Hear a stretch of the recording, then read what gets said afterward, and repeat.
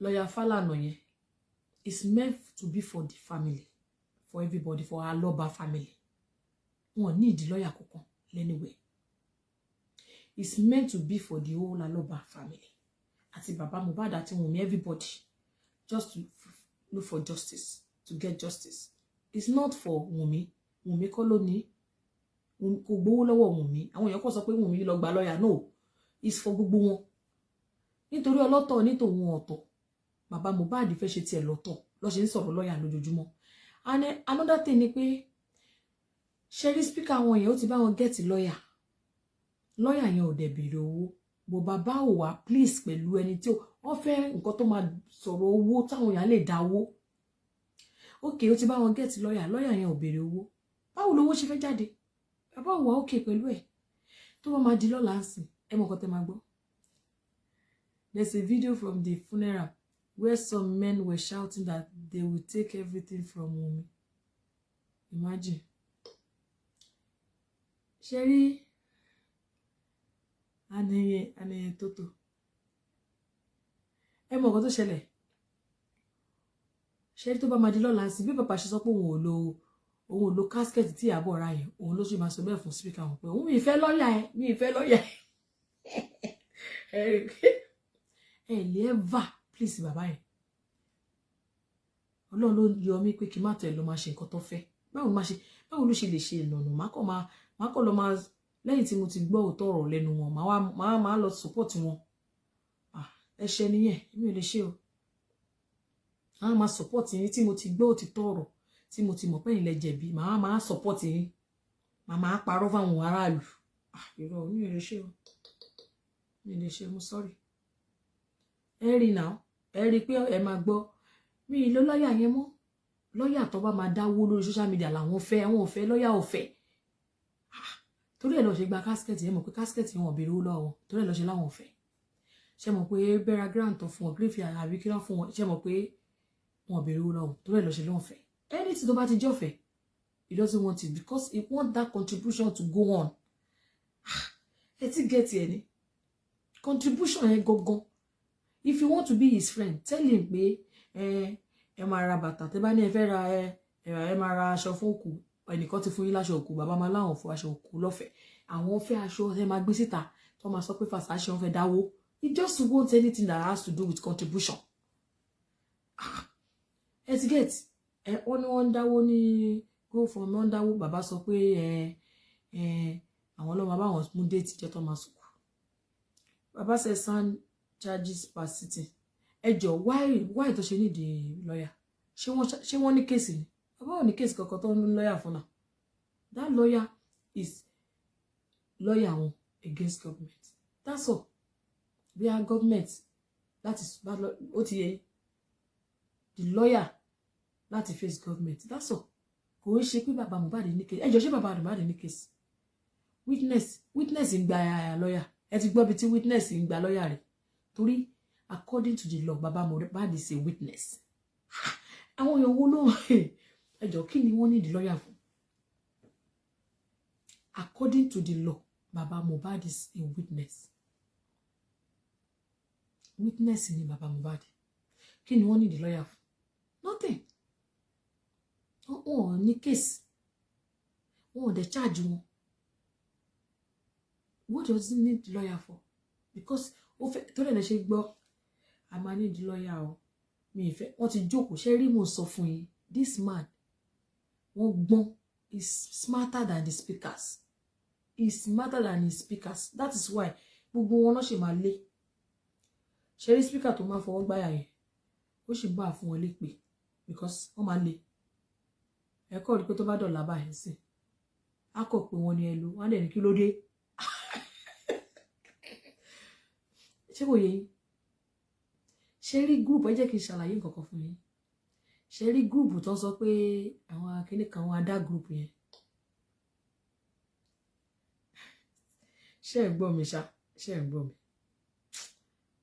Àwọn pípọ̀ yìí kò dá kí wọ́n máa lò tán láyé o. Ṣé ẹ gbọ́ mi? Ṣé rí group yẹn tó sọ pé àwọn á dá group yẹn. Nǹkan tó ṣẹlẹ̀ ni pé group African group wà. Ṣé rí àwọn group yẹn nígbà tí àwọn èèyàn tó wà nù ẹ̀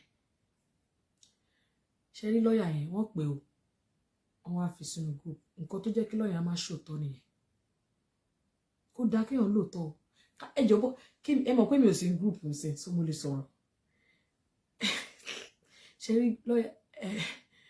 rí lọ́ọ̀yà yẹn wọ́n pè wọ́n fi sínú group yẹn wọ́n wá present ara wọn bí ẹni pé àwọn aláyé bámbàm ẹ máa gbọ́ nínú group yẹn nígbà tí wọ́n kọ́kọ́ máa bá lọ́ọ̀yà yẹn sọ̀rọ̀ wọ́n bá lọ́ọ̀yà yẹn sọ̀rọ̀ bí ẹni pé àwọn tó ní Nàìjíríà àwọn tó ní ayé àwọn lè ẹtíkẹ́ẹ̀tì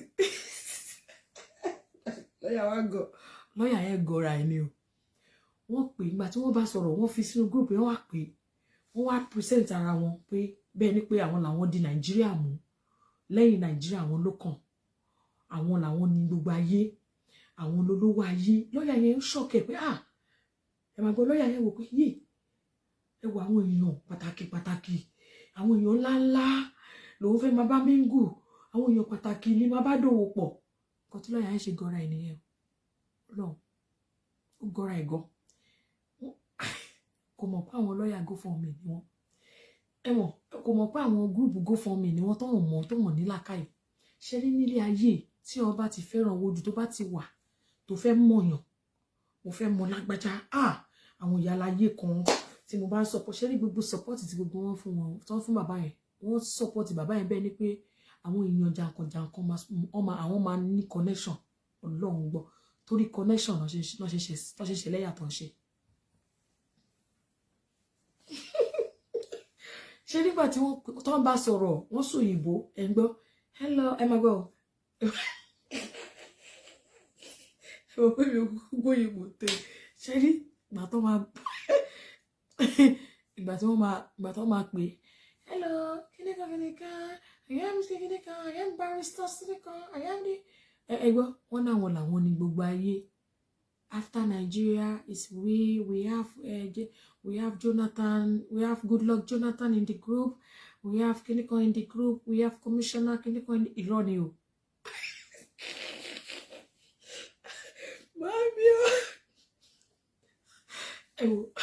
Jonathan Goodluck, we have lots of big people in this group, we have influential people in this group, we have Goodluck Jonathan is interested in this case. Emma go. We have Goodluck Jonathan in this group, and this group we have kí ló máa ń pè gbogbo àwọn èèyàn ńláńlá òun ló ṣòkè lọ́yà yẹn àwọn lè gbogbo Nàìjíríà ló wà interested in this case. We are interested in this case. We are going to see the bottom of everything. We are going to see the end of this case. We are here to spend everything to our last kobo. We are spending millions. We are taking the car. We have put some millions of dollars aside. Oh yeah, emo to pe won ará America. Wọ́n bá bẹ̀rẹ̀ sí ní fọ́. Wọ́n fọ́ra kúrakúra. Ṣé mo ko ará America e wọ́n lè lò jìbìtì. Ará America e bá bẹ̀rẹ̀ sí sọ pé we have set aside $100 million for this case. This case, nǹkan tí mo sọ. We have set aside $100 million aside for this case. We're interested in this case. We have President Jonathan. We have the ex-governor in the group. Number paro fún the law. In the law bá forí kò.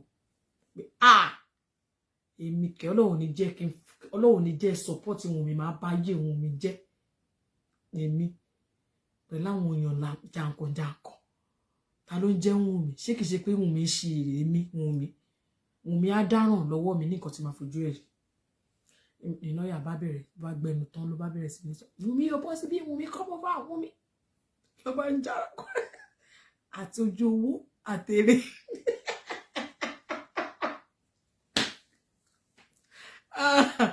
Wọ́n wọ́n jìbìtì kò dá kí ọ láì kó wò kò dá o because tó bá jẹ́ pé irú èmi lọ pé màá béèrè question lọ́wọ́ wọn tó bá láwọn fẹ́ support bàbá yẹn máa béèrè àwọn question kan lọ́wọ́ wọn reason tó fẹ́ fi support ẹ̀ why kí ni nǹkan tẹ rí tẹ fẹ́ fi support ẹ̀ ṣé nǹkan báyìí tí bàbá yìí ṣe fún bẹ́ẹ̀ ṣó wà okay.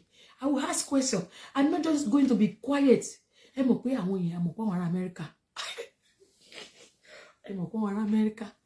Kìnìkan, I'm calling from Texas and we have 10 people, 20 people in the group. We have kìnìkan, the people that are behind kìnìkan in Nigeria. We have Goodluck Jonathan in this group. We have Mr. Otedola is very interested in this case. We have ọba parọ́ fún Dìlọ bá forí kò Dìlọ bá ní níbo èmi aláìmú ti débi tí máa ti ṣe oríire owó ló délẹ̀ kí n ṣiṣẹ́ kí n gbowó gidi wọ́n bá fọ́nbù wọ́n bá lọ fọ́fọ́ bá ń brag fún yẹn ní lọ́wọ́ lè béèrè question Dìlọ kò lè béèrè question ló bá forí kò ẹ rí i pé gbogbo bó ṣe wá ń pariwo Wùmí yẹn òun gan ó ti ń lọ sẹ́yìn ó ti di pé kò sówó because kò mọ̀ pé GoFundMe ló máa gbẹ̀yìn ẹ̀ àwọn ará Amẹ́ríkà nọ́mbà ọlọ́run ní jẹ́ sísítà wa tó máa ń fọwọ́ gbáyà yẹn náà ẹ mọ̀ kó máa sọ pé àṣé àwọn èèyàn tó ń wò wá mugun náà wọ́n gbé wọn mugun ni ọlọ́run àṣé èèyàn kan pè mí léni in fact Ọ̀tẹ́dọ́lá pè mí ìrọlọ́pàá o àwọn èèyàn bá bẹ̀rẹ̀ sí pé wọn oníkálukú bá ń disguise bí èèyàn gidi hello oh my god well done you're doing a great job thank you very much for standing by that man thank you very much ọmọ bẹ̀rẹ̀ sí sóyìnbó Amẹ́ríkà náà bá tún fi gbé mugun Amẹ́ríkà lọ gbé Islando àti UK United Kingdom the whole United Kingdom wọ́n gbé wọn mugun Amẹ́ríkà yẹn wọ́n dá o wọ́n bá gbé wọn mugun iwájú ò bá ṣe lọ nísìn United Kingdom gan wọ́n ti rí pé mugun ni GoFundMe kẹ pẹ̀lú bẹ́ẹ̀ ṣe sọ òyìnbó tó we have set aside $1 million ẹ̀mọ̀ bọ́n ṣe báwọn ará Amẹ́ríkà we have set aside $1 million we are going to do this case máa jẹ torí bàbá gan sọ fún mi ẹ máa gbọ́ àwọn bàbá gan sọ pé wọ́n náà ti gba lọ́ọ̀yà wọ́n ti sọ 35 million naira fún lọ́ọ̀yà láti UK mo ní bo irọ́ ló pa o ìgbà yẹn àwọn spíkà yẹn ṣẹ̀ṣẹ̀ bẹ̀rẹ̀ sí ní sọ̀rọ̀ ni lọ́ba náà ti gba lọ́ọ̀yà o pé wọ́n ní 35 million ṣe mọ̀ pé United Kingdom ń gbà yẹn United Kingdom wá bọ́ síta pé God is doing it what God cannot do does not exist if you see people wọ́n mọ̀ pé rọ́ ni o mugun wọ́n gbé wọn mugun ni o tó bá mọ̀ pé báyìí ló ṣe máa rí ni they will not do it lọ ṣé ẹ rí pé ńgbà tó dáàrin méjì Islander the law ló bá lọ́wọ́ ẹ̀ bá bọ́ mo bá lè ẹ mọ̀ pé gbà kan iṣẹ́ máa nínú kéèsì ni máa di billionaires because $1 million kìnnìkan dollars ni wọ́n ní a máa fi ṣe kéèsì ni ó bá di wàhálà àbárò tó làbá lè sọ nǹkan tó sọ fún wọn nìyẹn o you go for Wumi you go for Yabo tí Yabo bá ti sọ wọ́n máa ń dictate fún wọn ni o nítorí owó yẹn nítorí owó ẹ̀yin náà ìwọ ìgbàtà Amẹ́ríkà kí ló ń pa Africa TV bọ́sì tá ń jọ sí Wumi 10 million naira take 10 million naira do DNA ẹ ó jọ ẹni tó ní 10 million lójú yín fake ni gbogbo nǹkan tó ń ṣe o fake inú group kan náà wọ́n jọ wà nínú group ni o group bíi méjì mẹ́ta gba àwọn group tí wọ́n pe àwọn tibẹ̀ yẹn àwọn lọ sí GoFundMe yẹn àwọn group tó pe the law àwọn lọ sí GoFundMe nítorí ẹ̀ lẹ ṣe rí pé group tó ṣe àwọn the law yẹn tó pe the law àwọn American $1 million àwọn ni wọ́n kó bọ̀wọ̀bọ̀wọ̀ bá Islander the law lọ́wọ́ àwọn wọn lè bá eléyìí ṣe group wọn lè bá UK United Kingdom lọ bá understand ṣe rí pé yẹn ti bọ́ta United Kingdom bá bọ́ta ló bá sọ pé ẹ wo ẹ bá wa pè wọn adá ìgbà tó ti ń sọ̀rọ̀ yẹn àwọn adá yẹn ṣẹ́yìn ò mọ̀ pé nǹkan ti ń ṣẹlẹ̀ torí pé ọ̀rọ̀ wọn ò wọ̀n bó ṣe wà yẹn sì GoFundMe yẹn United Kingdom ti gbọ́ ọ̀rọ̀ GoFundMe yẹn ó bá wò pé ṣé wọ́n yọ mí setting ṣe mọ̀ pé everybody rò bá wọn máa rí connection nínú kéèsì yẹn ni connection ló jẹ́ kó máa ṣe Bobby Wumi Wumi come and tell us bó ṣe ń gbóná yẹn connection rò bá wọn fẹ́ rí. They are looking for connection. I'm telling you. They have no facts. They have no evidence. But the connection, what will be connection? Báwọn ṣe kéèsì tó àwọn máa mọ lọ́yà, àwọn máa mọ gọ́vnà, àwọn máa mọ Ọ̀tẹ́dọ́lá lọ́lọ́pàá fún wọn. Gbogbo àwọn tó ń dis guy tó sọ pé gbà tó ṣe group call tó ṣojú àwọn ọkọ̀ fún wọn báyìí. Wọ́n wá ní kó introduce ara wọn. I am barrister cleaner. I am barrister clinical. I live in California. I am barrister. Ní the law bá ní yé àwọn bíi tèmi lélẹ̀ bíi tí mo belong sí ni. Ẹ ti understand? Òun ló kọ̀ sí gbogbo wàhálà yìí. Kí wọ́n wà láyé kó jẹ́ pé mo máa get gbogbo nǹkan tí wọ́n bá ń ṣe láyé tó bá yẹ kó fẹ́ jẹ́ ń bẹ̀. Èèyàn lè wá ṣe nǹkan ẹ̀ tán kó má plan fún kó dẹ̀ wá rí jẹ́ ń bẹ̀. Tó bá ti jẹ́ owó lòun rò ò lè ṣòótọ́ láyé. Tí ẹ bá ti ń ro owó ilé ayé tá wà yìí tó bá ti ń sọ pé jẹ́ kí n bẹ́ẹ̀ ni ṣeré màá rí nǹkan kan ó kàn máa mẹ́sàárẹ̀ ẹni. You mess yourself. Ẹ wo bí Islander wà báyìí iwájú òṣè lọ ẹ̀yìn òṣè padà sí Islander. Àwọn èèyàn tí ó ń bá Islander ṣe Islander love gbogbo wọn ti sá fún Islander torí pé kò ṣòótọ́. Wọn ò dẹ̀ mọ̀ pé àwọn èèyàn kan wà lẹ́yìn tó ti promise ẹ̀ ní $1 million. Barrister kò fowó rọlá àmì irọ́ ni o. Òyìnbó English America English òun ni wọ́n fi gbé Islander náà fi gbé ráyè o.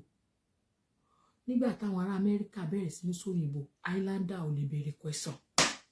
Ọlọ́run Islander kò béèrè question ṣó ló forí kò kí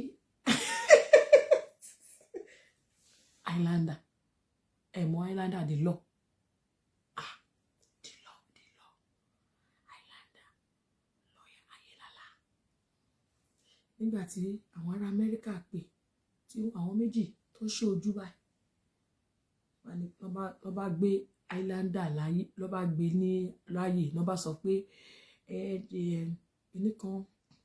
the ex-president former president excuse me, the former president Jonathan is interested in this case.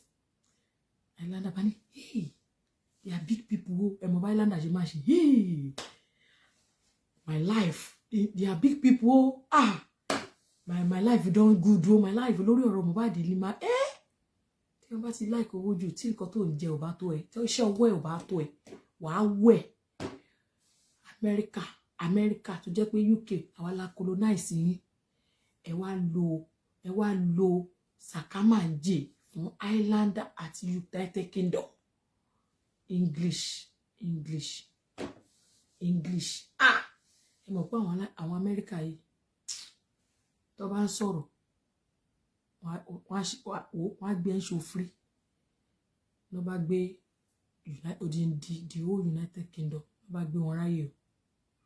Ní ìsìn United Kingdom ń bínú burúkú nínú ilé.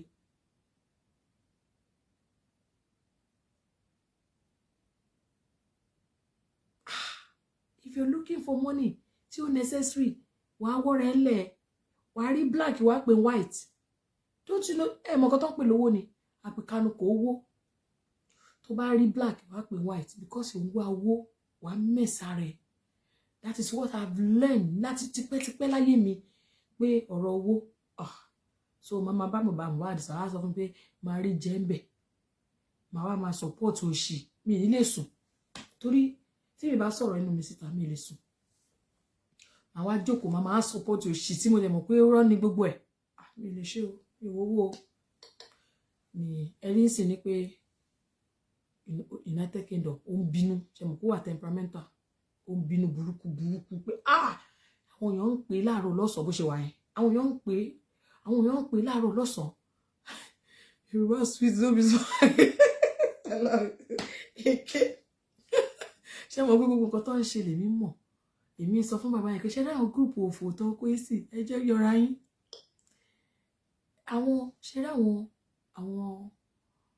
Islander àwọn ló ń sọ pé àwọn máa gba lọ́ọ̀yà, àwọn ti fún bàbá lọ́ọ̀yà ní 35 million tó fún o. Bàbá yẹn bá kápá sókè pé ọpẹ́ o, òun ti ráwọn èèyàn kan tó máa kó wá nígbà tí bàbá ń gbọ́ millions. Ṣé láwọn ti United Kingdom inú gúrùpù African TV làwọn yẹn wà, inú gúrùpù African TV lọ́jọ́ wà, inú gúrùpù ọ̀tọ̀ọ̀tọ̀ ni wọ́n o, gúrùpù American spoken English ọ̀tọ̀ làwọn yẹn. Mọ̀ pé yẹn ni Jonathan Goodluck wà inú gúrùpù African TV. Ṣé mọ̀ pé African TV náà amúrọ̀bà ni wọ́n gbé wọn ní English náà fi sọ́ra wọn dẹ́ni ẹ̀sìn o.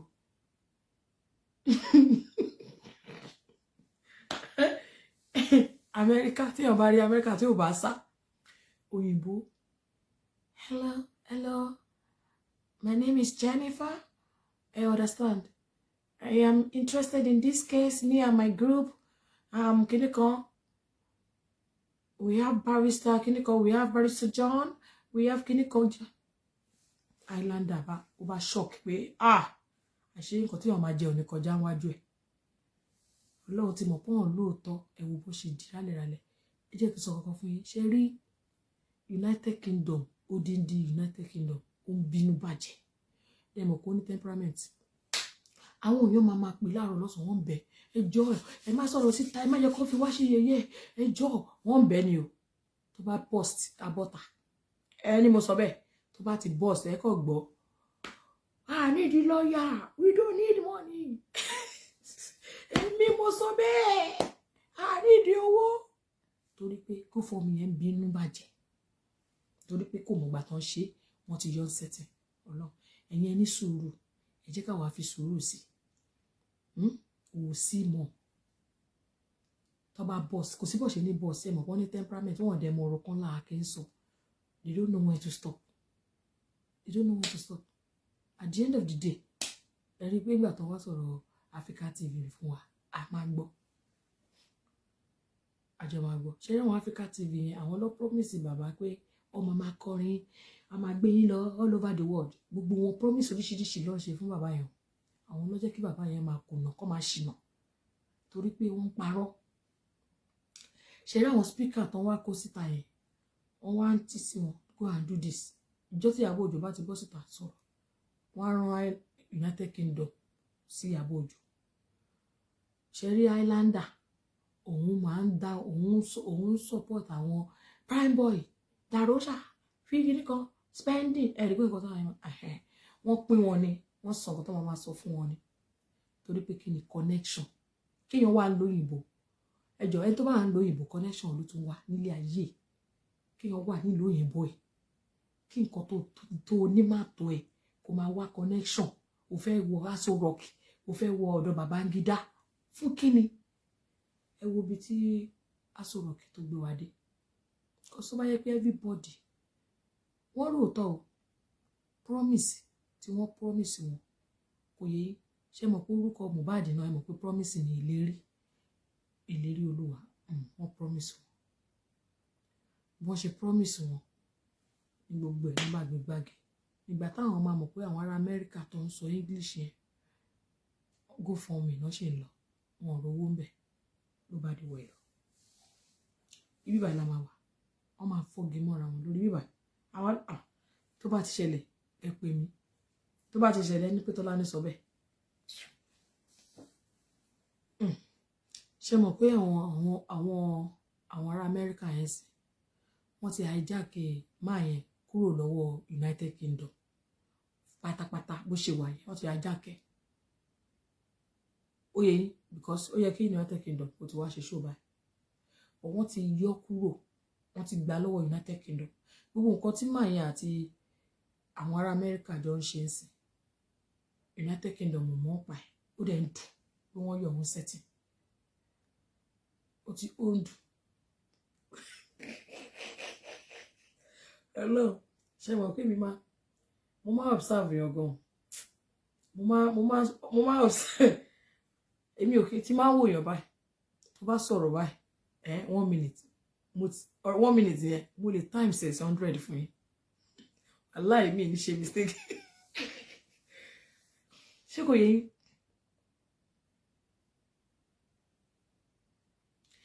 immediately tí mo rò pé tí ọ̀rọ̀ go for mi tí mo ṣe chat lánàá tí mo rọ̀rọ̀ go for mi yẹn mo ní ará London máa bínú bó ṣe di ọ̀sán ni mo ṣe lára London lóòótọ́ ni tára London wá ṣe update mo ní mo sọ bẹ́ẹ̀ Tọ́lá ní ò lè get it wrong torí pé kí ni tí wọ́n bá wà láyé tí ò bá mọ ibi tó ti ń gbọ́ ọ̀rọ̀ kò ṣe bẹ́ẹ̀ ni tí ò gbọ́ ó máa bà nǹkan jẹ́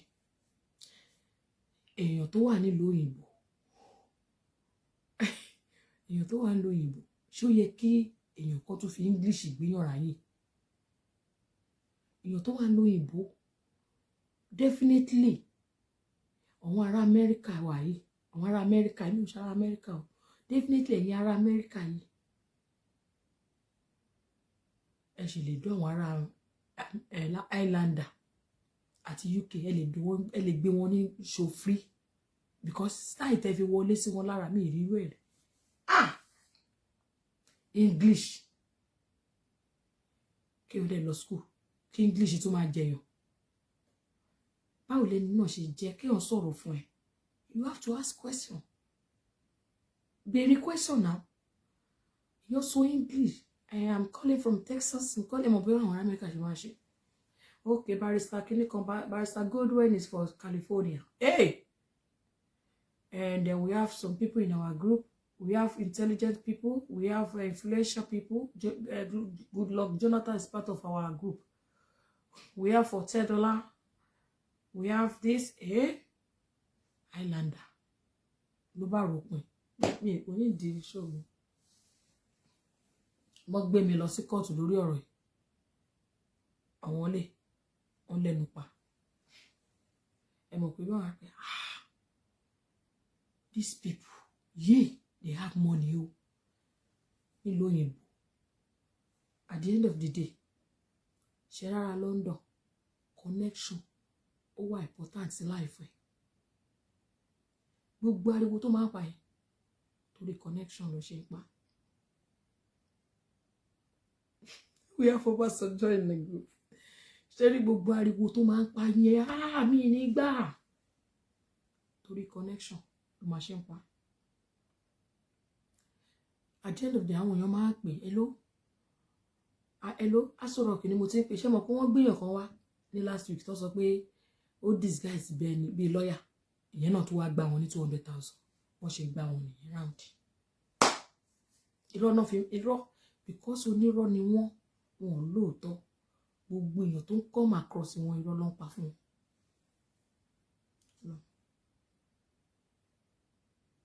Even Mr. Josie tí wọ́n ń defend kò sótọ́ fún wọn mọ́ ìgbà tẹ́mi ń bá dì ó ń sòtọ́ torí pé a mọ̀ pé a máa di ọ̀rọ̀ lówó dé ìgbà tówó ti dé ń sìn tẹ́ ẹ bá béèrè ọ̀rọ̀ lọ́wọ́ Josie ń sìn irọ́ ti wà ń bẹ̀ because ó ti package ọ̀rọ̀ owó kò lè sòtọ́ mọ́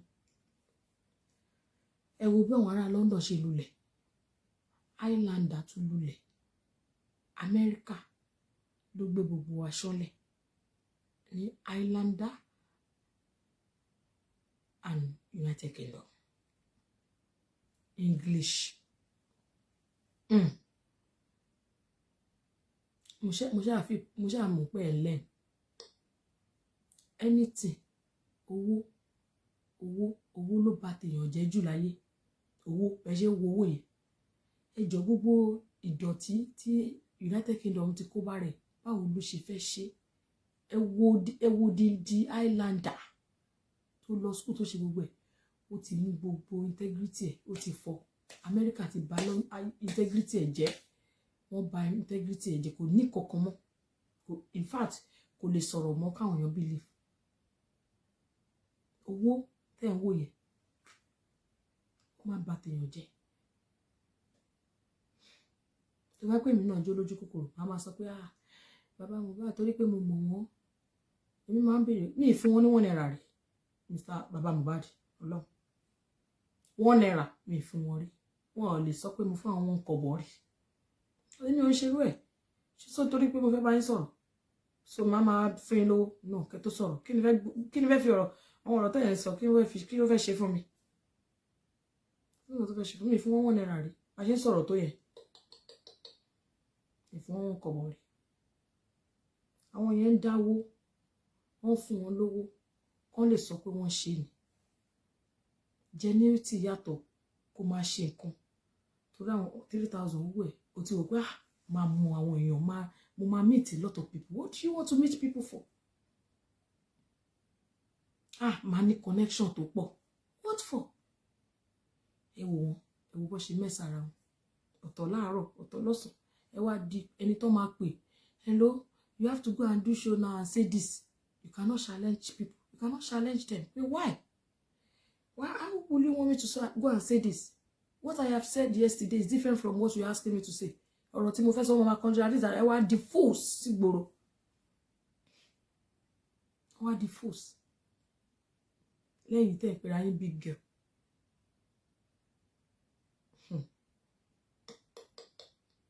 Gbogbo nǹkan tó bá ń ṣẹlẹ̀ báyìí, I pick from it, I learn from it. Owó máa ń bà tèèyàn jẹ́ o. Mbà, tí wọ́n bá ti ń jẹun. Wallahi, you only need little body to survive. You don't need owó kò máa ní nǹkan tí ò sí ńbẹ̀. No.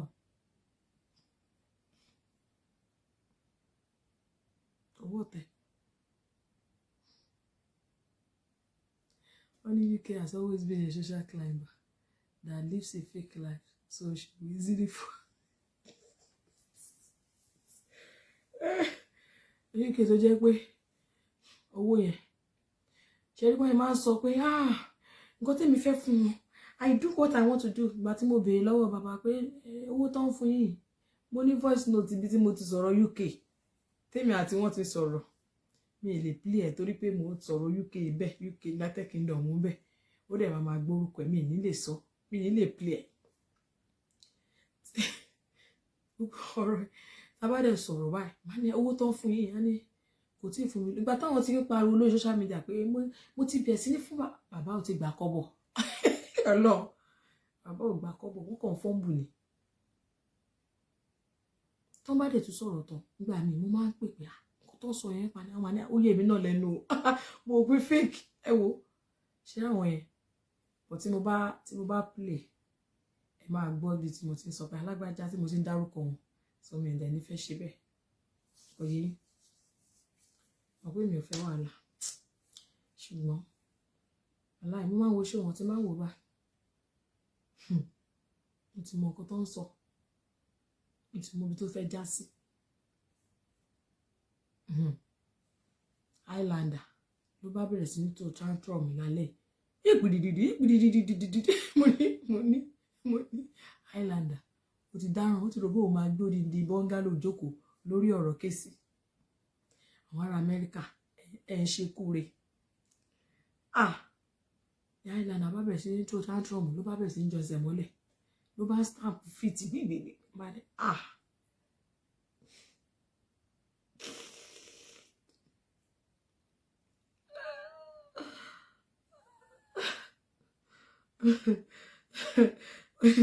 mo ní ọwọ́ ti bá Highlander ṣe rí ẹ̀yin máa wò ẹni Sunday ẹ jẹ́ ká wo títí di Wednesday UK máa burst wọ́n máa ṣẹlẹ̀ UK United Kingdom kẹ̀ṣà tẹ́ bá ti ń wò wọ́n báyìí ṣàwọn arẹ́rìn ṣe rí bàbá jòsí yẹn kò wá faithful òun ló máa dá gbogbo wọn kò wá faithful kò wá loyal sí anybody mo mọ̀ máa fún un ní kọ́bọ̀ ni mo mọ̀ máa fún un ní nǹkankan so that kò ní dàbẹ́ ní pé mo gbowó fún wọn lówó láti take advantage understand mo mọ̀ máa involve owó láàrin mi àti wọn so that kò ní dàbẹ́ ní pé mo ń fún wọn lówó láti gba nǹkankan lọ́wọ́ náà èmi àti wọn kàn máa ń sọ̀rọ̀ naturally ni kò sí nǹkankan kò sí etiquette so tẹ́ bá ti ń wo ṣáàtì wọn ẹ máa wọn ọwọ́ ti bá wọn bọ̀ ṣe rí United Kingdom ẹ mọ̀ pé United Kingdom kò sí bó ṣe lè ṣe kò sí bó ṣe lè bẹ́ tó máa burst. Ṣé rí àwọn show wọn ìtẹ́ bá ti ń wò the moment ìjọ tó ti sọ pé àwọn adá dẹ̀ ń gbowó àwọn adá tó wà ní group adá wọ́n gbowó wọn dẹ̀ lè kó yẹn lẹ̀ wọ́n dẹ̀ ní kí bàbá tún máa dá 200,000 fún lọ́ọ̀yà ìjọ ilẹ̀ ti mọ̀ pé gbogbo ẹ̀ ti burst. Ẹ̀yin ò kí ń calculate nǹkan ni ìjọ yẹn tẹ́ bá ń wò ṣe rí ẹni tó bá ní gbogbo proof kókó síta o kì í ṣe ìgbà tí wọ́n bá pa àwọn prime boys sínú kíní kan lẹ́sẹ̀ kan ní máa kó ẹ̀ ti mọ̀ pé islander ló ń bá wí àbí bẹ́ẹ̀ kọ́ tẹ́ bá ti ń wò ẹ̀ ti rí pé kò sóòtítọ́ irọ́ ló ń ṣe irọ́. Bàbá yẹn gúrùpù tó ní bí gúrùpù 2 sí 3 ókè lọ́wọ́ ẹ̀ gúrùpù 2 àwọn adá àwọn ilé náà ti burst ṣẹ́gun yẹn lọ́ọ̀yà àwọn yẹn ṣe rí lọ́ọ̀yà yẹn wọ́n ti mọ lọ́ọ̀yà yẹn kí African TV kó tó wọlé o wọ́n ti mọ lọ́ọ̀yà wọn ni tẹ́lẹ̀ kí African TV tó mọ̀ ọ́n kí ọ̀rọ̀ Mohbad ṣe ṣẹlẹ̀ náà ti mọ lọ́ọ̀yà yẹn ògbà tí African TV wá mọ̀ ọ́n wọ́n talk wọn àní wọ́n ti wá rí i pé wọ́n greedy ojú kòkòrò bàbá yẹn lójú kòkòrò àwọn méjèèjì àti African TV àti lọ́ọ̀yà yẹn wọ́n wá wọlé sí wọn lára wọ́n wá fẹ́ use wọn let's get tó bá 5% lọ fún wọn máa accept ẹ̀ because wọn care wọ́n bí lè pé ẹ̀ṣù ṣáṣá wọn làwọn ni gbogbo nǹkan tó bá ti jẹ mọ́ wọn wùn mí káwọn ṣáà waste ẹ̀ get ṣé ìwọ tí mo sọ yẹ yìí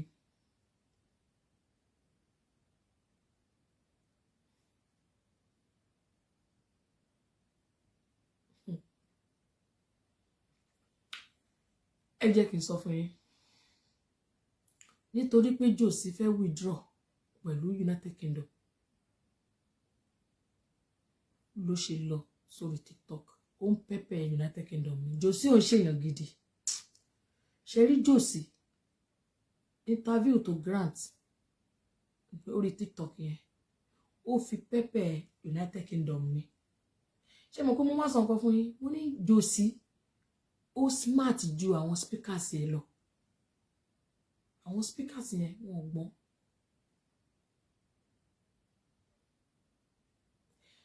ẹ máa gbọ́ ọjọ́ tẹ́ ẹ bá ti rí Josie tó bá tún grant interview ní ibòmíì yàtọ̀ sọ́dọ̀ Westo ìjọ ilẹ̀ máa mọ̀ pé wọn àti Westo tó ti ní problem ó mọ̀ nǹkan tó ṣe ó ń play gbogbo wọn ni ó ń use wọn highest bidder yes he's a player ṣe ní àwọn kankan wà ṣe mọ̀ pé United Kingdom máa ń sọ̀rọ̀ gan kò gbọ́n United Kingdom tẹ́ bá wò naturally ẹ mọ̀ pé kò gbọ́n for real tó rẹ̀ lè ṣe pé kò sí kéèsì kan tó máa ṣe láyè tó máa ṣe dáadáa tí ò lè fọ́ torí kò gbọ́n. Number 1 ó yẹ kó ti kọ́kọ́ study Josie nígbà tí mi bá dé mo kọ́kọ́ study gbogbo bí mi àti Josie ṣe máa ń sọ̀rọ̀ yẹn mo study Josie ni oye mo study irú èèyàn tó jẹ́ ẹ mọ̀ pé tẹ́ bá ń báyàn sọ̀rọ̀ tẹ́ ń rójú ẹ máa gbogbo body language ẹ̀ ló ní mínì sí mi gbogbo condition tó máa ń wà ó ní mínì sí mi èmi study irú èèyàn tó jẹ́ couple with the questions tí máa ń bí Josie tí máa ń bí wọn mo mọ irú èèyàn tó jẹ́ torí ẹ ti máa ń sọ̀rọ̀ wọn Ọlọ́run bẹ́ẹ̀ ló ṣe wí. Immediately ní ìjẹta tí mo ṣe chat tó ní Josie wà lórí TikTok mo mọ̀ pé òun àti United Kingdom wọn ní pẹ̀lú fọ́kù mọ́ra wọn lórí ṣe rí United Kingdom yẹn òun ló fẹ́ gba Grace àbí báwo ló ṣe pé ó fẹ́ gba Grace gbogbo kéèsì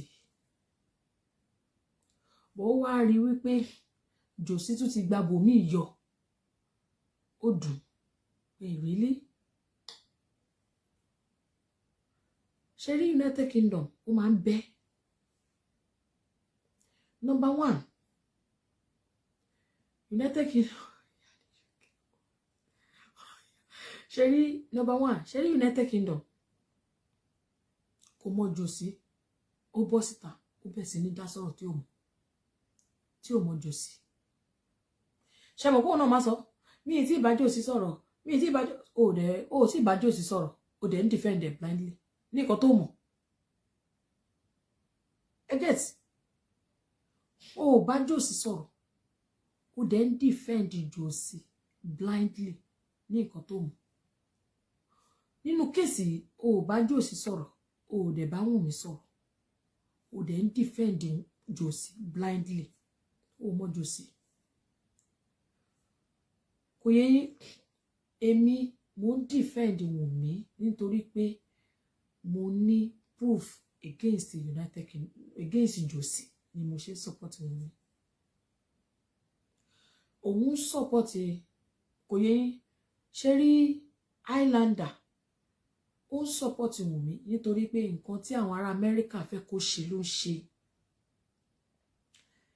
United Kingdom ó ń bẹ́ ẹ mọ̀ kó máa ń láì kó bẹ́ sẹ́jọ́ àwọn ará Amẹ́ríkà ò tí ì kọ́ńtàtì ẹ̀ nígbà tó ti kọ́kọ́ bẹ́ síta wọ́n wá jókòó wọ́n study wọ́n wá rò pé United Kingdom wọ́n bẹ́ bẹ́ yẹn ok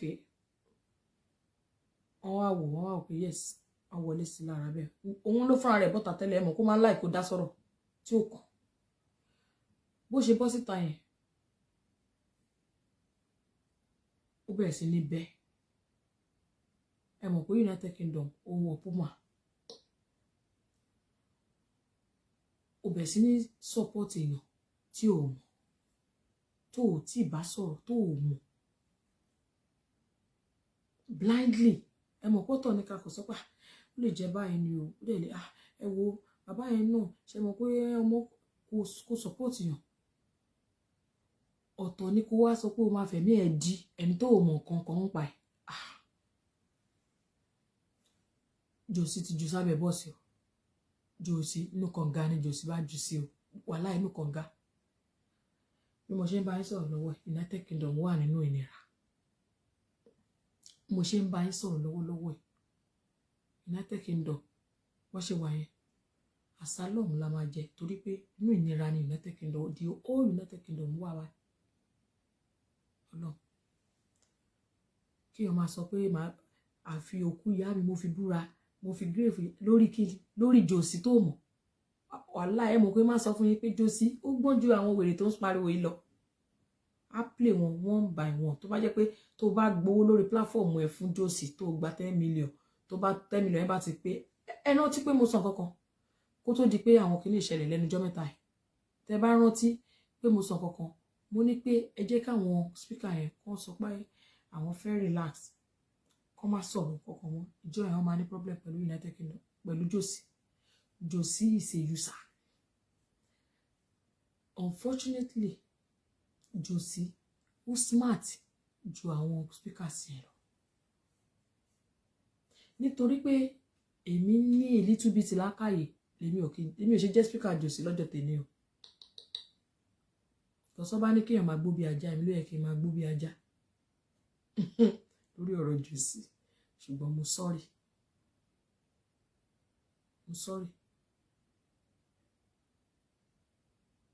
etiquette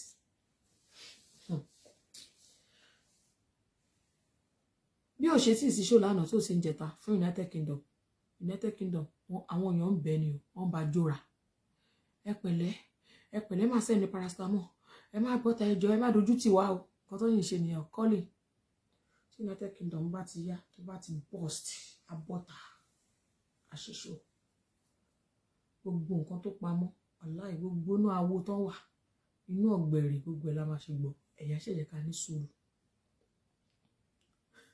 gbogbo inú òkùnkùn tó wà gbogbo ibi tí wọ́n jọ lọ ṣé àgbọ̀ African TV torí pé òtítọ́ ọ̀rọ̀ kò sí bẹ́ẹ̀ ṣe lè pọ̀ tó tẹ ẹ mọ̀ pé wọ́n pọ̀ ju àwọn tó ń support Wùnmí lọ ṣùgbọ́n àwọn tó ń support Wùnmí gangan ló ń sòótọ́ ṣe ráwọn irọ́ tó ń pa yẹn ni ò ní jẹ́ kí wọ́n rí result wọ́n lè rí result láti jẹ́ tó ti bẹ̀rẹ̀ pé kò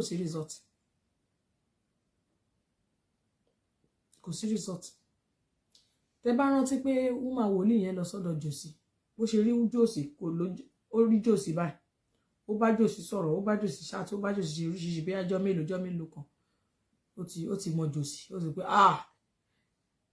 ṣe rí Oríyọmí Hamzat kí jòsí tó débẹ̀ ó wò pé jòsí ìgbà tí jòsí débẹ̀ ṣé gbogbo bí jòsí ṣe débẹ̀ tó sọ̀rọ̀ yẹn jòsí náà kárẹ̀ gbogbo question tó ń tró sí yẹn Oríyọmí ti study ó ti gbogbo body language ó ti rò ó ti di pé jòsí ti fail it's a bad man ó ti mọ̀ pé èèyàn burúkú ni ó ti mọ̀ ṣé mọ̀ jòsí tí ẹgbẹ́ tèmi bá ń bá sọ̀rọ̀ àmà ní ẹ̀wọ̀ ẹ̀wọ̀n máa dáhùn ló máa play game àwọn ti rò pé you like game pẹ̀lú gbogbo nǹkan báyìí ó ṣáájú nǹkan báyìí play game ok wàá rẹ́rìn àdáde ìpínlẹ̀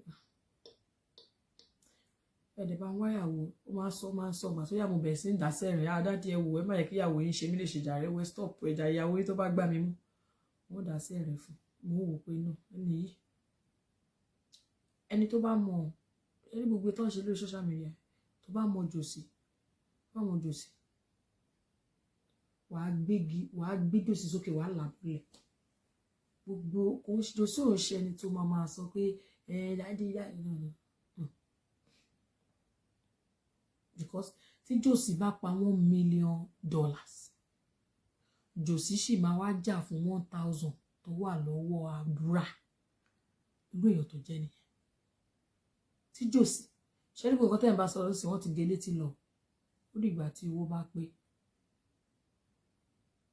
òye ìgbà tí Africa TV ti close ẹ̀ tó ti lọ bá pé kíní ilé ìdówó ọmọ yín tó kú ẹ lè fi mẹ́kọ owó àtijọ́ yẹn ni ìwà jòsí ti bọ́ síta ó wá mú ìwà behavior ẹ̀ ó wá hàn òye ẹ mọ̀ pé kéèyàn greedy kó wá jókòó báyìí kéèyàn kan wá lọ bá pé ẹ mọ̀ pé bẹ́ẹ̀ ṣe greedy bẹ́ẹ̀ ṣe jókòó ẹ ó lè dówó ṣé àtẹjókòó sí ẹ tún lè mẹ́kọ owó ń bẹ̀ kó wá sáré really jòsí ṣe mú ìwà ẹ̀ bó ṣe gbé síta nìyẹn ẹ tí ì rí nǹkan kan lórí social media ẹ tí ì rí nǹkan kan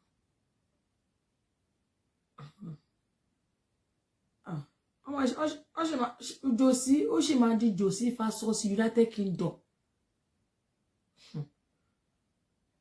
bó ṣe wà yẹn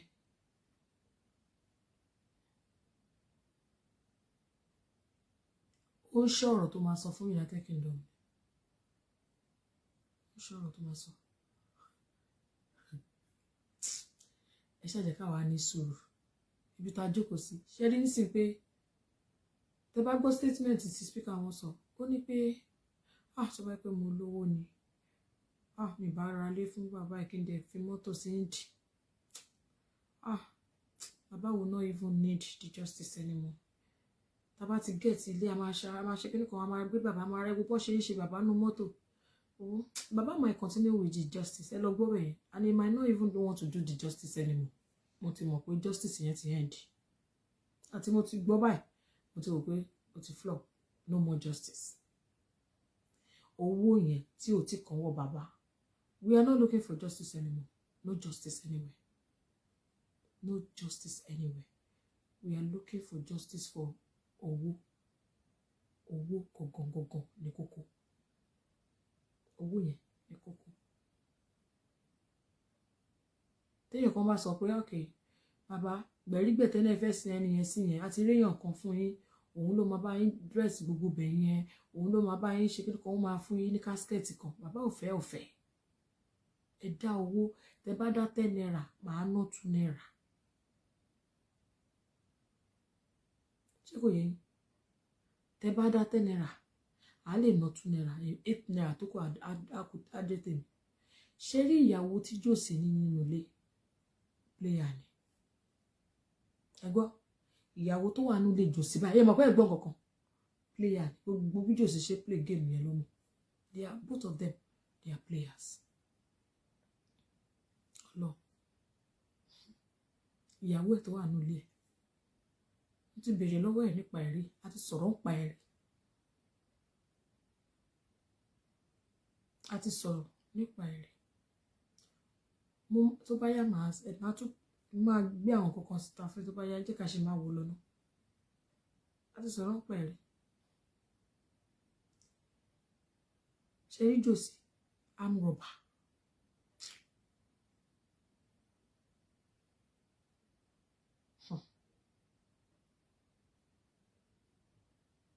ṣé wà ń bí ṣe ń gbọ́ player burúkú.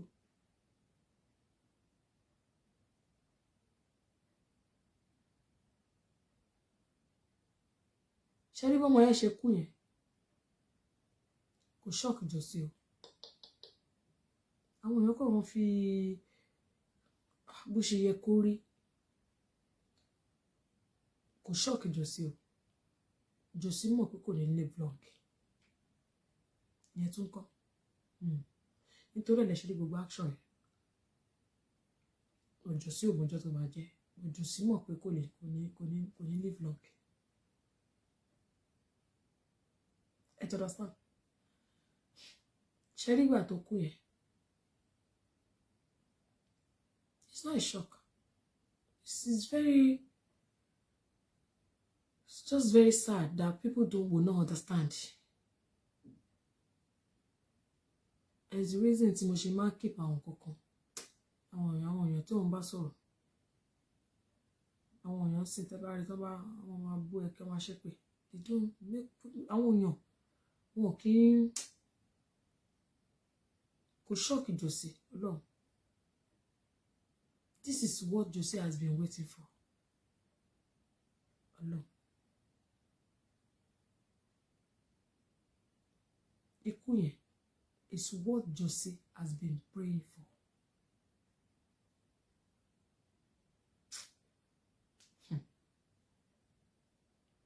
It's what Jòsí has been praying for. Láti punish Wumi àti ìyá ẹ̀. Ẹ gbọ́. Láti punish Wumi àti màmá ẹ̀ tí wọ́n jókòó sínú ilé Jòsí, tí wọ́n jókòó sínú ilé Mob.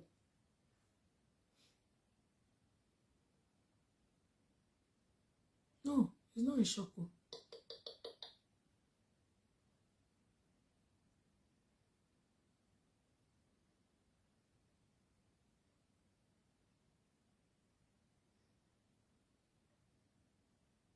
Reason nìyẹn nígbà tí wọ́n pe bàbá pé ẹ padà ọmọ yẹn ti wà okay.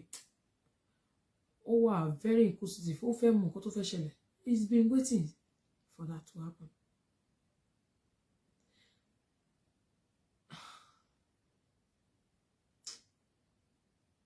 báwọn yẹn ṣe ń sọ pé kò sí èèyàn kankan tó lè lọ́ọ̀bù ṣé yẹn fẹ́ lọ́ọ̀bù ọmọ yìí ju bàbá ẹ̀ lọ ni kò sí nǹkan tó jọ bẹ́ẹ̀. ẹ tẹ́ ń gbọ́ ọ̀rọ̀ ẹ tẹ́ ń sun ẹkún nígbà tọmọ yìí kú ẹ lọ́ọ̀bù bọ̀bọ̀ ẹ lọ́ọ̀bù mọ́ ju bàbá ẹ̀ lọ aláìtàlá ìsúnmọ́ mi láì. kò ṣọ́ọ̀kì wọn mọ̀ náà àtọ́ wọn mọ̀ náà. ó ṣẹlẹ̀ bí wọ́n bí ẹni pé ọmọ tó ti sick tipẹ́ tàti pray fún pé kọ́lọ́run bá wa fi kúbu láṣìírí bẹ́ẹ̀ni just to punish the woman and the wife. The moment tí wọ́n gbọ́ kúkú ó ti tán ìkòkò ọbẹ̀ àwọn méjèèjì ti fọ́ àwa wo nǹkan tó kù tẹ́ máa ṣe. He never thought of royalties. wọn ever royalties kò ń ṣẹlẹ̀ wọn ò mọ nǹkan tó ń jẹ́ bẹ́ẹ̀. tó bá jẹ́ ó ti mọ̀ pa royalties ni wọn ò ní rò bẹ́ẹ̀. wọn ever rò wọ́n believe pé bí ọmọ yẹn ṣe kú yẹn gbogbo nǹkan tó wá jẹ àti jẹ àti mú ti end.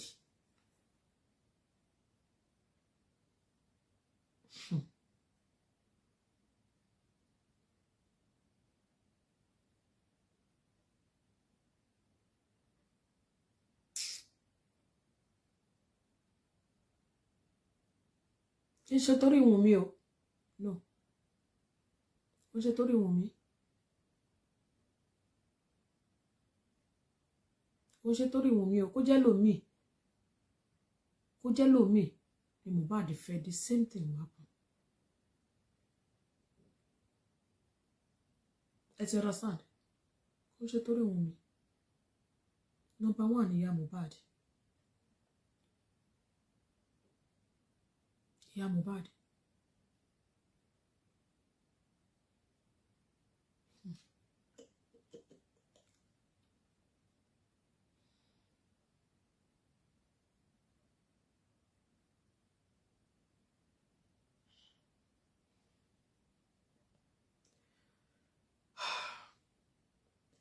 àwọn kọ́kọ́ ṣẹlẹ̀ àwọn kọ́kọ́ ṣẹlẹ̀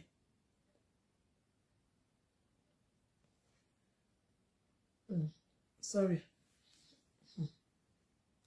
àwọn kọ́kọ́ ṣẹlẹ̀ kó tó rí mọ́tò yẹn kí Mohbad tó ra mọ́tò fún un mọ́tò yẹn àwọn kọ́kọ́ ṣẹlẹ̀ kí Mohbad tó ra mọ́tò yẹn fún un.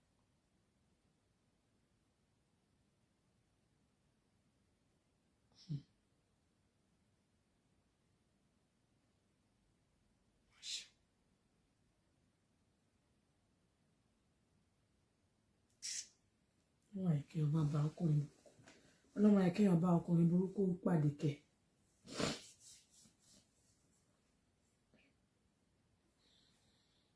Not because of Wumi o. Wumi kò ń jẹ́ ìyá Mohbad.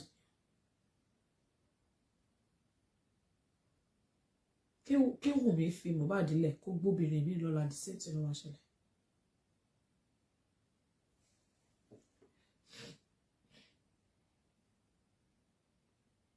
Àwọn èèyàn wá sọ pé odindi ọmọ bàbá yìí lùsòdì ọmọ kọ́kọ́.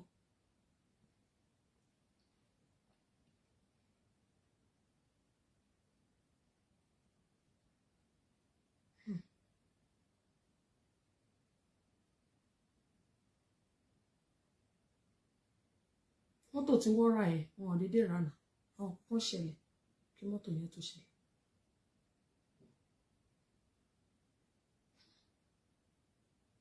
Ẹgbẹ́ ọ̀pọ̀ tó sọ nínú voice note tí mo play.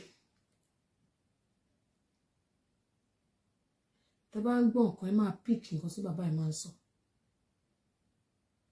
Ẹ máa wo ẹ digest ẹ̀. Ṣé rí bí wọ́n sọ pé nínú voice note tí mo play wọ́n ní pé ìyá Wùmí pè ìyá Mohbad pè mí ó ní wá bá òun kó ṣíà tí Mohbad rẹ̀ tí ò lò mọ́ pé kí wọ́n bá òun kó ó ní ṣe mọ̀ pé wọ́n ti ra mọ́tò fún mi wọ́n dẹ̀ lè control mi ń ru àwọn ọ̀rọ̀ tó máa ń sọ.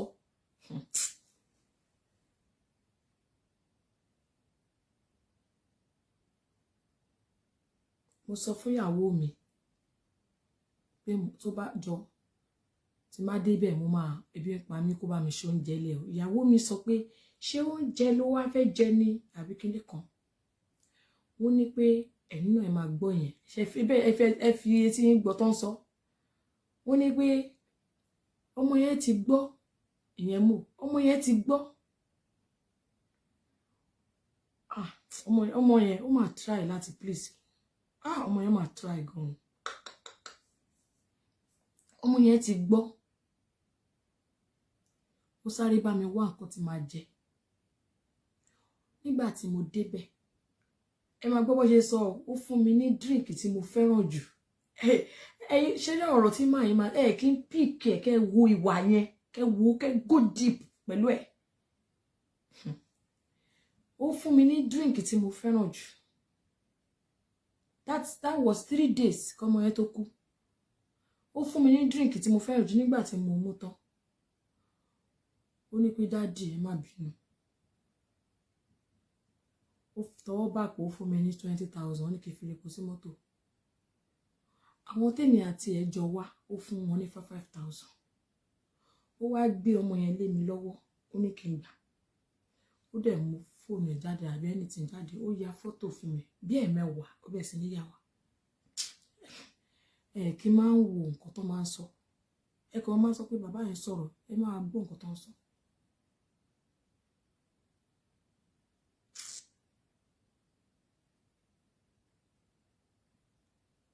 Ọmọ yẹn ti ṣeun tipẹ́tipẹ́.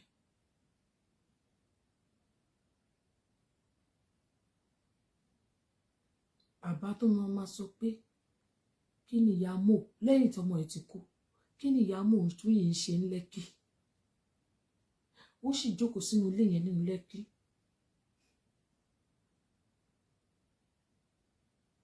Ó jókòó síbẹ̀. Gbogbo nǹkan tí ọmọdé yìí ní tí ò tí ì lò wọ́n máa pín mọ́ra wọn lọ́wọ́. Ẹ jọ̀ọ́ ṣẹ́ni tó ti get gbogbo nǹkan tọmọdé yìí ní ṣe rí gold kan tí ọmọ mi máa ń wọ̀ tó máa fi lọ ń kọrin báyìí gold ni wọ́n ní ìyàmọ̀ tí mú gold yẹn màá ní dáàdi wọn gbọ́dọ̀ gbọ́ ọ̀rọ̀ tẹ́ ẹ̀ sọ yìí o ẹ má sọ síta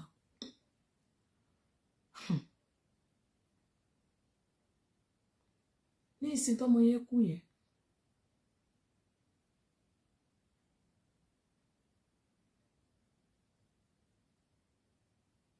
ní ìsìn tọ́mọ yẹn kú yẹn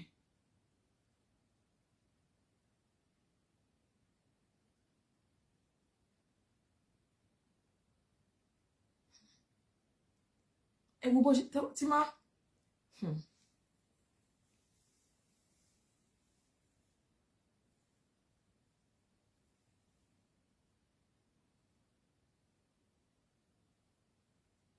má ṣe.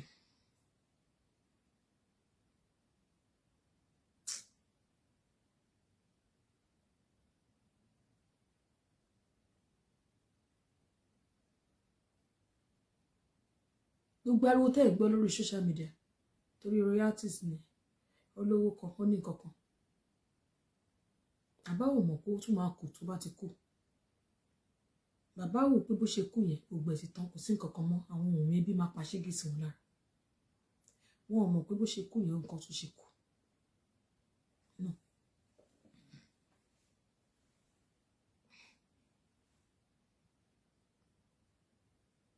láti yá Mohbad ń bọ̀ ọ̀nà láìfọ ọmọdé Kétu àwọn ní kó dúró dè wọn Kétu àwọn làwọn mú lọ sínú ilé yẹn ó débẹ̀ ẹ wo voice note tí mo play fún yín wọ́n ní pé ńgbà tó débẹ̀ ó wá di pé kí wọ́n jẹ tiẹ̀ àbí èmi sọ pé dáàdì bóyá love ni Mohbad kọ quiet ni èmi náà kọ dáàdì ẹ wo kò sí big deal Mohbad kọ quiet ni ẹ wo kò quiet sẹ nígbà tó lọ sọ́dọ̀ Naira Marley ṣé bí wọ́n yẹn sọ nìyẹn ọ̀dọ̀ Naira Marley àkáǹtì méjì ló mú dání wọ́n ló mú tìyá Wùnmí lọ bẹ̀ ó tún mú ti Wùnmí lọ síbẹ̀ àwọn nǹkan tó fi ẹ ti gẹ̀ẹ́tì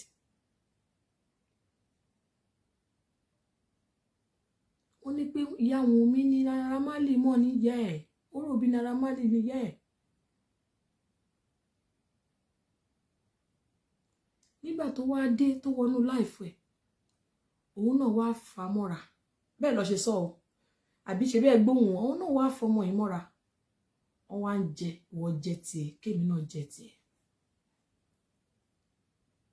wọ́n wá sọ níbì kan ní ìpìlẹ̀ wọ́n wá ní pé kí ló dé tí wọn ò bọ́ síta ń sìn kí wọ́n sọ̀rọ̀ èpè ló máa pa wọ́n ṣé báwọn náà gbowó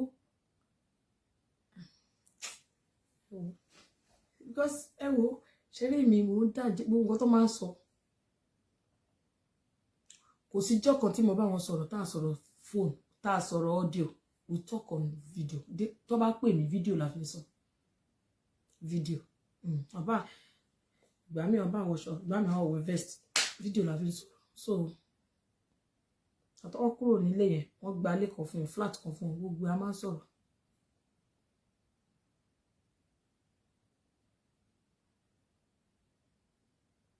so èèyàn tẹ́ ẹ bá sọ̀rọ̀ báyìí tó dàbẹ́ ríra yín tẹ́ ẹ ríra yín báyìí understand how will I come out kí wọ́n máa sọ pé mo ní ọ̀pọ̀pọ̀ ẹ̀ I don't do that ẹni tí mo béèrè lọ́wọ́ pé ṣé ọmọ yín ló lọmọ tó lòun lónìí màá bọ́ síta màá ní Wùnmí o mú DNA wá am I mad I can't do that because mo mọ̀ pé èmi mọ̀ pé ẹ mọ̀ ever ẹ mọ̀ pé ọmọ yín ni then why the noise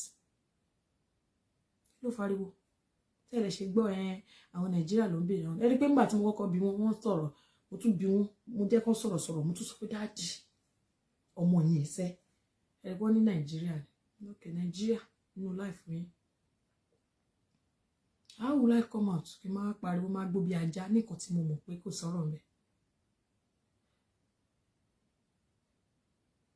máa bọ́ síta àwọn mímú díẹ̀ ni wá mú díẹ̀ ni ṣé mo yá wèrè ni.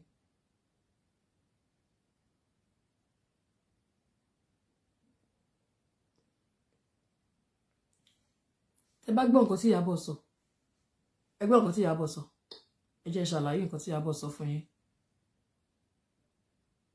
torí mo mọ̀ pé kì í ṣe gbogbo ẹ̀ ló wà lórí TikTok nígbà tó sọ ó ní pé bàbá pé òun ọ̀rọ̀ property ló ń sọ Ìyábọ̀ wà shocked káwọn béèrè lọ́wọ́ kóun béèrè Ìyábọ̀ ní pé bàbá ní pé kóun béèrè lọ́wọ́ Wùnmí nípa property ìwé ilẹ̀ Ìyábọ̀ ní òun wá ń wò Ìyábọ̀ wà shocked gbà tó bá Wùnmí sọ̀rọ̀ lóun wo múùdù tí Wùnmí wà ó ló tèkì òun bíi 4 days kóun tó lè sọ̀rọ̀ yẹn gbà tóun máa pe bàbá padà bàbá ti bínú Ìyábọ̀ ló sọ̀rọ̀ àṣọ nǹkan tẹ́ni kìbè kí ló ṣẹlẹ̀ that is bàbá he gets angry ẹmọ kan tí wọ́n máa ń bínú ní gbogbo ìgbà wọ́n máa ń bínú easily bó ṣe wà yẹn United Kingdom ti ṣẹ̀wọ̀n bó ṣe wà yẹn aláì United Kingdom ti ṣẹ̀wọ̀n gbogbo United Kingdom yẹn wọ́n ti ṣẹ̀wọ̀n gbogbo United Kingdom as a whole bó ṣe wà yẹn wọ́n ṣe bàbá wọ́n ti ṣe jòsì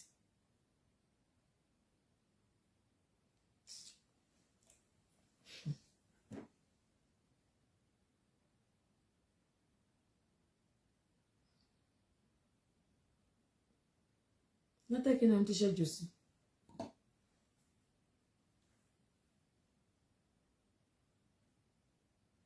ṣe mọ̀ pé nígbà tí Ìyábọ̀ tó ní kí Ìyábọ̀ kó bá wọn ṣe ìgbà tí ò rí ṣe mọ̀ kó ṣẹ̀wọ̀n àti ìgbà ẹni Ìyábọ̀ náà ti ṣẹ̀wọ̀n reason tẹ́ fi gbọ́ pé àwọn ò fẹ́ lo ilẹ̀ tí Ìyábọ̀ gbà àwọn ò fẹ́ lo casket àwọn ò fẹ́ lo gbogbo ènìyàn tó bá máa di lọ́la sìn lọ́yà tí United Kingdom gbá wọn láwọn fẹ́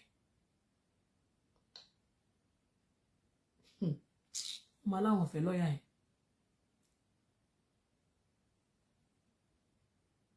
reason tó ṣe dáa kí gbogbo èèyàn kẹ́nu bò wọn kẹ́ sòótọ́ fún wọn kọ́ lọ wá bí jókòó sí ni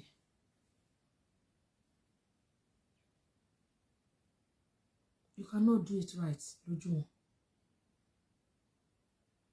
èmi mú bí mi tẹ̀ ṣe máa bá wọn sọ̀rọ̀ tó ṣe máa gbọ́ èmi máa ń bá wọn sọ̀rọ̀ èmi máa ń bá wọn sọ̀rọ̀ ṣàgbọ́ èmi máa ń bá wọn sọ̀rọ̀ máa ń bá wọn argue máa sọ fún wọn fat fún wọn dẹ̀ block mi wọn dẹ̀ torí ẹ̀ court aago mọ́ mi létí wọn dẹ̀ block mi anytime tí wọ́n kọ̀ we talk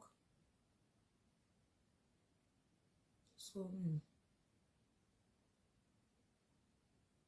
ọ máa ń wò wọn ni.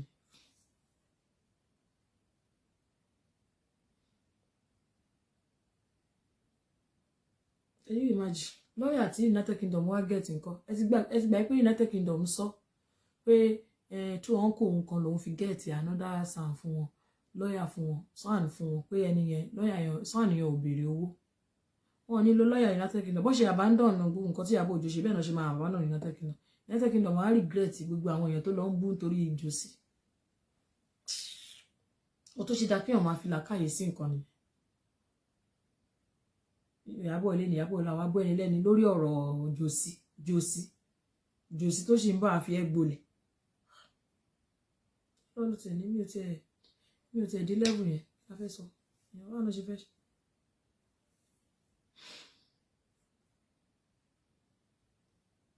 Sand for what? Kí ló ní di sand fún?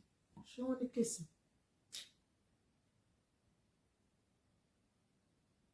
Irú àdúrà yẹn bó ṣe wà yẹn. Irú àdúrà bó ṣe wà yẹn. Jẹ́ ká àdúrà yẹn wá visa kó kúrò nílùú ni. Kó wá lọ fẹ́yàwó nílùú kó kúrò.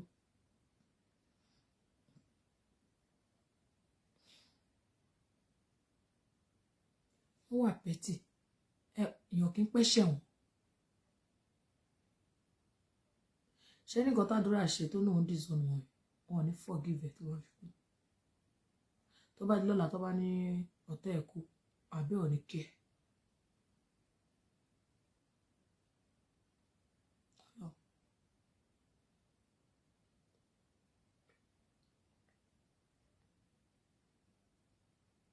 tó bá di lọ́la tí ó bá dẹ̀ wà kẹ́fù ṣe rí nǹkan tó sọ yìí ó máa jẹ ṣége ìyá náà mi ìmọ̀ àwọn tó ń advice wọn bá pè mí mọ́rọ̀ àdúrà yìí dáadáa kò ní ṣe nǹkan tó ṣe.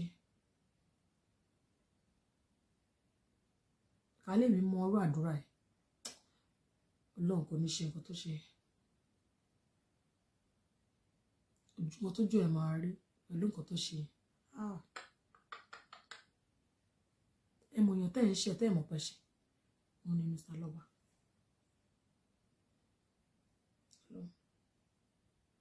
Èmi sì wọn lè rí kankan ṣe fẹ́ mi torí Ọlọ́run mọ̀ pé òótọ́ ni orí òótọ́ ni mo dúró lé lórí. Èmi ò ráyè yàmàyàmà. Tí n bá support wọn mi nílé sùn. Èmi ò mọ̀ ṣe.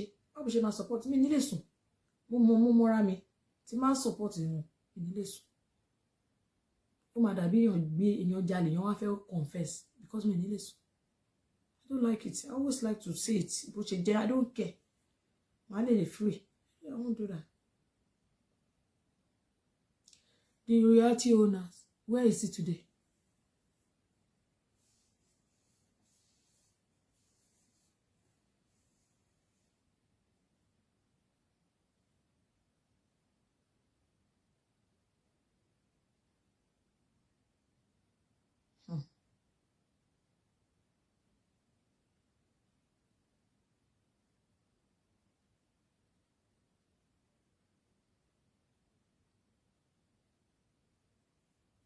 Àwọn èèyàn wà ìkà wà o. Tó bá jẹ́ mi ni Wùnmí níwájú Ọlọ́run àtèèyàn àbábúrò mi ni Wùnmí. Mo lè ní kó fi gbogbo kinní yẹn lẹ̀ fún. Wàláhì tàláhì.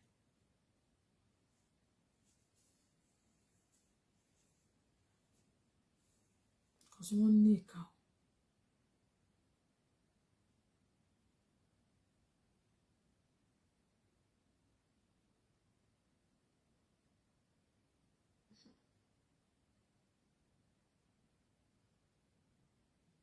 Kò ṣọ́ọ̀kì wọn.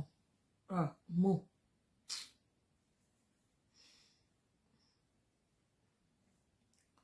Kò ṣọ́ọ̀kì wọn. Tẹ bá fún wọn 5 million wọ́n á gbókù yẹn fún yín. Wọn ò ní ìdẹ. Tẹ bá fún 5 million wọ́n á gbé bọ́dì yẹn fún yín. Wọn ò ní ìdẹ. Wọn ò ní ìdẹ. Wọn kẹ́. Ẹ bá lọ sọ́sọ́ mi wọn kẹ́. Tẹ bá fún wọn ní 5 million naira wọ́n máa gbé bọ́dì yẹn fún yín. Wọn ò ní ìdí bọ́dì yẹn o.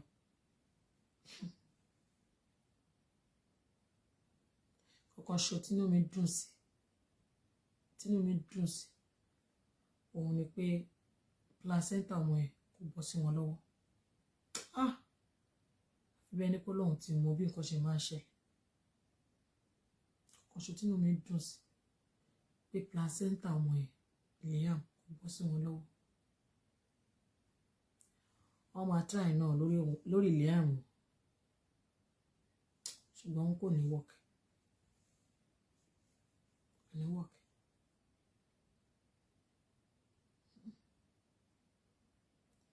Ẹ̀mọ̀ báwọn èèyàn yàtọ̀ síra wọn. Ṣùgbọ́n ti mú yẹn.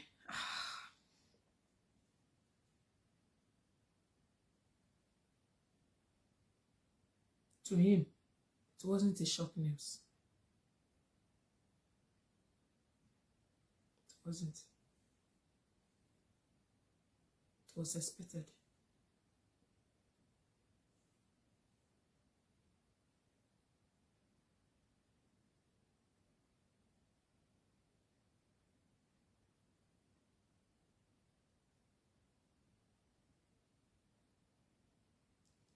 Torí wọn fi bẹ́ẹ̀ ní problem kí ọmọ yẹn tó dé o. Òye yín. Tó lè ṣe rí pé wọ́n ń bá Wùnmí jà. Wọn ò fẹ́ rí èèyàn kankan pẹ̀lú bọ́ yẹn. Wọ́n fẹ́ kó ní anybody. Wọ́n fẹ́ kó jẹ́ àwọn àti ẹ̀ gbogbo owó tó bá pa á làwọn á lè wà ní kẹ́ ní charge.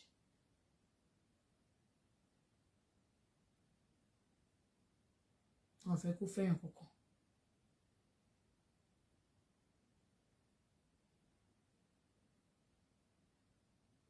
Wọ́n fẹ́ kó fẹ́yàn kankan.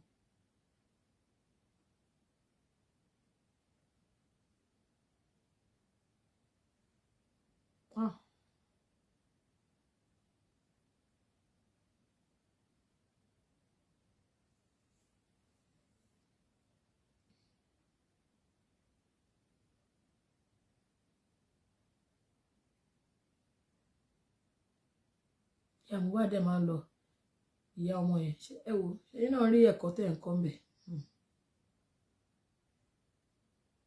ìyá ọmọ yẹn máa ń lọ síbẹ̀ 2 weeks 3 weeks á lọ sùn síbẹ̀ á wà ń bẹ̀ 2 weeks á tún padà lọlé.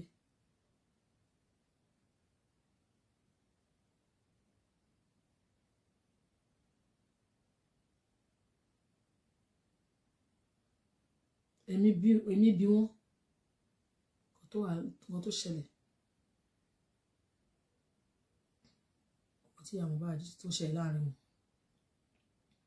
wọ́n dẹ̀ sọ fún mi wọ́n sọ fún wọ́n sọ mọ́ wọ́n sọ fún mi èmi mọ̀ kí ló fàjà wọn gbogbo nǹkan tó fàjà wọn sọ fún mi wọ́n àti débẹ̀.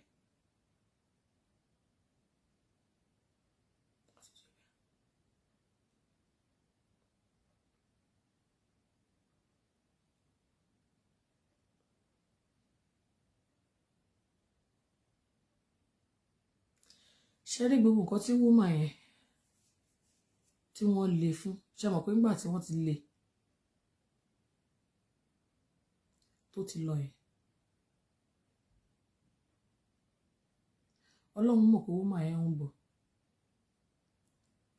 gbà tí wúmà yẹn padà gbogbo nǹkan tó ti sọnù lọ́wọ́ wúmà yẹn ló padà sínú láìfẹ́ abẹ́ ẹ̀rọ bẹ́ẹ̀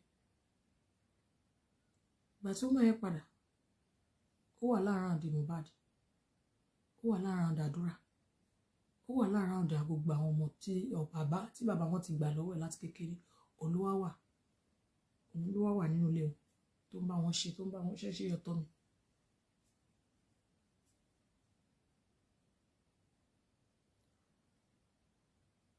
àwọn wà níbi tán wà ṣùgbọ́n wá fẹ́ ìyàwó tó wà nínú ilé wọn yẹn she's a devil.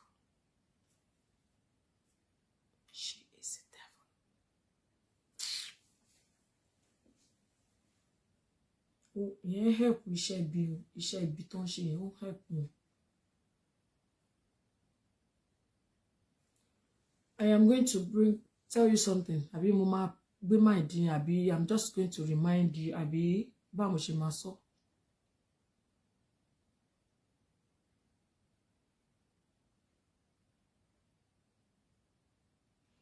nígbà tí ọmọ yẹn kú ẹ gbọ́ statement tí ìyàwó tó wà nílé wọn yẹn sọ ẹ gbọ́ statement tí ìyàwó wọn sọ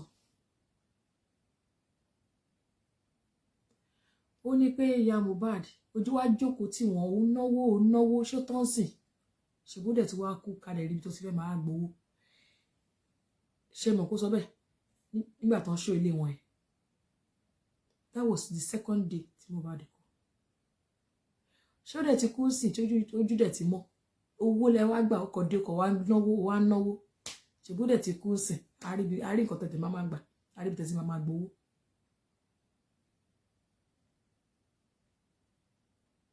mo kóbìnrin yẹn sọ bẹ́ẹ̀ nǹkan tí wọ́n jọ ń sọ nínú ilé lẹ́ ń gbọ́ ẹ̀ nǹkan tó jọ ń sọ nínú ilé.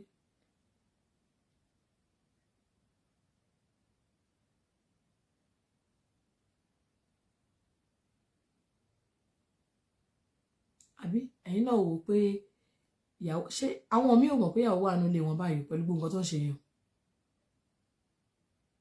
àbí.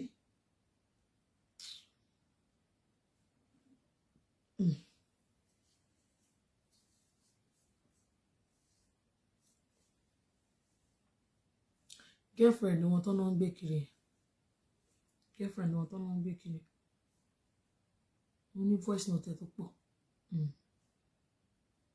tí wọ́n ti mọ́lé lọ́jọ́ yẹn ní kọ́ọ̀tù mo ní voice note tó pọ̀ rẹpẹtẹ ẹ̀kọ́ ní sáré láti má pè é nípa kéèsì yìí ọjọ́ máa ń wà most of the time àwọn sọ̀rọ̀.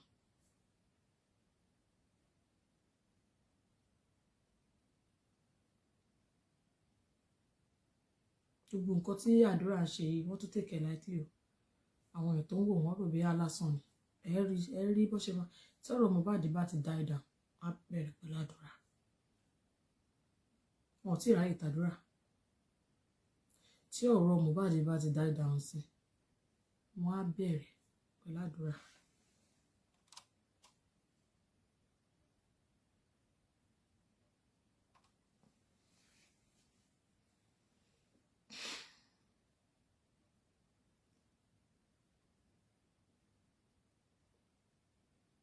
Okay.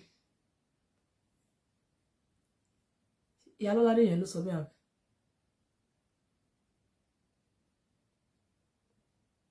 Ìyá Lọ́ládé yẹn ló sọ bẹ́ẹ̀. Ṣé Ìyá Lọ́ládé yẹn ló make statement yẹn pé ìgbà tó wá ń gbowó àbí?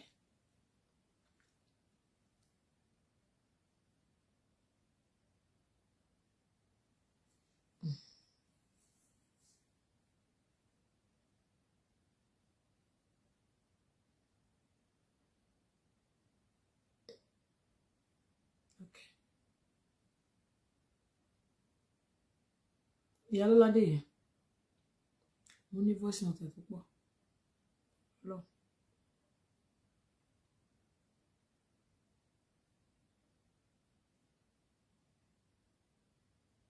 Tí wọ́n bá ti ṣetán pẹ̀lú Mohbad àdúrà.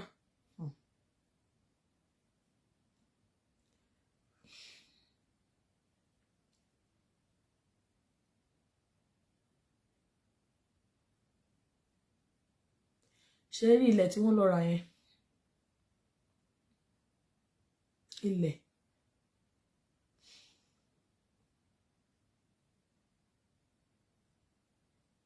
Ilẹ̀ kan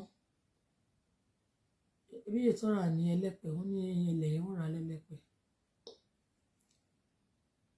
Nígbà tí wọ́n lọ ra ilẹ̀ yẹn tó lọ sanwó àwọn Wumi, nígbà tí wọ́n lọ sanwó ilẹ̀ yẹn wọ́n sọ fún wọn pé ẹni tó ní ilẹ̀ yẹn òkú ni, as in Mohbad wà láyé o, wọ́n ẹni yẹn tó ní ilẹ̀ yẹn ó sọ fún wọn pé ẹni tó wá ra ilẹ̀ fún yìí, ẹ gẹ́ẹ̀tì kan tí mo sọ, ẹni yẹn sọ fún wọn pé ẹni tó wá ra ilẹ̀ fún yìí, ẹ understand pé ẹni yìí òun rí ikú àwọn àjọ ẹni yìí.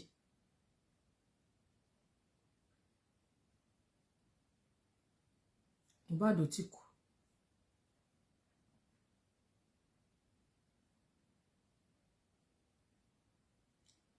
Wọn ò rí nǹkan kan ṣe sí.